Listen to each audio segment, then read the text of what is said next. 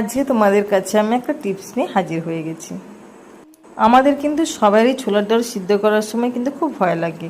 কারণ হচ্ছে ছোলার ডাল সিদ্ধ করার সময় গোটা প্রেশার কুকার গ্যাসের চারদিক পুরো নোংরায় ভর্তি হয়ে যায়, ডাল বেরিয়ে যায় গ্যাসের নিচে থেকে, ওভেন থেকে পুরো ভর্তি হয়ে যায়। দেখো, আমি ছোলার ডালটা 5 থেকে 6 ঘন্টা ভিজিয়ে রেখেছিলাম। ভিজিয়ে রাখার পর আমি ছোলার ডালটা জল দিয়ে যেমন আমরা প্রেশার কুকারে সিদ্ধ করতে দিই তেমন দিলাম, কিন্তু ঢাকনাটা আমি আঁটবো না। ঢাকনাটা আঁটার আগে আমি গ্যাসের ফ্লেমটা অন করে দেবো, দিয়ে 5 থেকে 6 মিনিট আমি ভালো মতন করে ফুটতে দেব। দেখো, ফুটতে দেওয়ার পর কেমন ফেনা হয়েছে, এটা অ্যাকচুয়ালি ডালের ময়লা। এই ময়লাটাকে কিন্তু আমি হাতা দিয়ে আস্তে আস্তে করে পুরো পরিষ্কার করে দেব, যাতে কোনো রকম ফেনা না থাকে সেদিকটা লক্ষ্য রেখে পরিষ্কার করতে হবে। ফ্রেশ জলটা যখন আসবে তখন কিন্তু একদম দেখো পুরো ফ্রেশ জল চলে এসছে, কোনো রকম ফেনা নেই, খুব অল্প রয়েছে, ওটা কোনো ব্যাপার না।